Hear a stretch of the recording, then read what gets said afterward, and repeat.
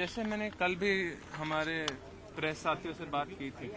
ये भाजपा सरकार वो सरकार है जो जाति पाति भेदभाव और धर्म के नाम पे राजनीति करती है। तो जब उन्होंने हमारे हरियाणा निवासियों को ही बांट दिया तो खुद विधानसभा के सत्र के अंदर जब वो पटल पे बोल रहे होते हैं, उनकी जो कमियां हैं एक दूसरे से, जो उनके गुटबाज है वो भी निकल जाते हैं, वो एक दूसरे से लड़ाई करने लग जाते हैं। वो सिर्फ विपक्ष नहीं लड़ाई करते, वो तो एक दूसरे से भी लड़ाई करते हैं। और हमने स्पीकर साहब से कल भी और आज भी इसके बारे में बात की कि हम सारे कांग्रेस विधायक जुड़ के इस विधानसभा के पटल का पूरा रिस्पेक्ट और मान्यता बनाए रखेंगे। हम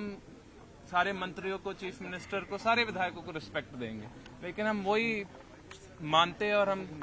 विनती करते हैं कि जो सारे के सारे पक्ष के और सरकार के विधायक हैं वो भी ऐसे ही व्यवहार करें हमारे साथ। हमारे ना तो नाम बुलाए, ना जब हम बोलने की कोशिश कर रहे हैं, हमारे नए इतने पहली बार के विधायक आए हैं विनेश जी जैसे, जब वो बात करने की कोशिश कर रहे हैं उनको बीच में बार बार टोके, क्योंकि ये सरकार की आदत है, वो बार बार बीच में टोकती है और गलत फैक्ट और बिल्कुल फॉल्स नैरेटिव बना देती है कि जो सच्ची में विपक्ष अपने हल्के की या अपने प्रांत की आवाज उठाने की कोशिश कर रहा है उसे कम्प्लीटली डिरेल कर दिया जाए। विनेश फोगाट ने जिस तरीके से अपना मैटर जो है वो रखा कि सिल्वर मेडल की घोषणा की थी और उसके बाद जिस तरीके का मुख्यमंत्री का रिएक्शन देखने को मिला, क्या कहेंगे कि हो पाएगा पूरा, क्या लग रहा है? ये भाजपा सरकार हमने पिछले 10 साल में देख लिया है, ये फर्जी वायदों वाली सरकार है। ये एक चीज आके अनाउंसमेंट तो कर जाती है। मेरे खुद के कैथल हल्के में पूर्व मुख्यमंत्री मनोहर लाल खट्टर जी इतनी बार आके इतनी अनाउंसमेंट करके चले गए, आज तक हम एक ईंट नहीं देख पाए उस अनाउंसमेंट के ऊपर। ऐसे ही नायब सिंह सैनी जी ने और खट्टर साहब ने पहले भी अनाउंसमेंट की, हमारी बहन विनेश के लिए भी अनाउंसमेंट की, उसने खुद आपको बता दिया अब तक उसे जो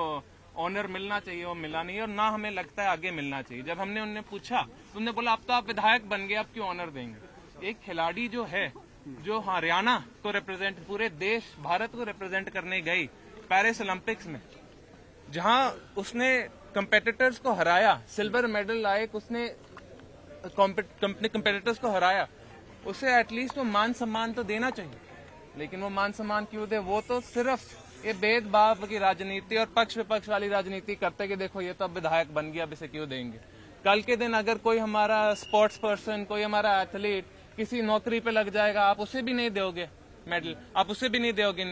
जो उन्हें हकदार, जिस चीज के वो हकदार हैं। हम यही देखते हैं, वो कोई या कोई एक्सक्यूज बनाते रहते हैं कि क्यों हमें पैसे ना देना पड़े, क्यों हमें काम ना करना पड़े। कभी बोल देते हैं कि कुछ कोर्ट में फंस गया, कभी बोल देते हैं कि ना हम देने वाले हैं। 2-2, 3-3 साल हमारे खिलाड़ी इंतजार करते रहते हैं, हमारे कॉलेज वाले इंतजार करते रहते हैं, हमारे अस्पतालों की बुरी हालत हो गई है, बाथरूम क्लॉग हो जाते हैं, वो बोल देते हैं पैसे आ रहे हैं। ऐसी बुरी स्थिति में हमारा पूरा का पूरा प्रांत चल रहा है और ये भाजपा सरकार और माननीय मुख्यमंत्री बस वायदे करते जाते हैं, उन पे कोई काम नहीं कर रहे। जनता उससे विश्वास कर रही है क्योंकि जिस तरीके से निकाय चुनाव में वापस से विश्वास किया गया है बीजेपी पर।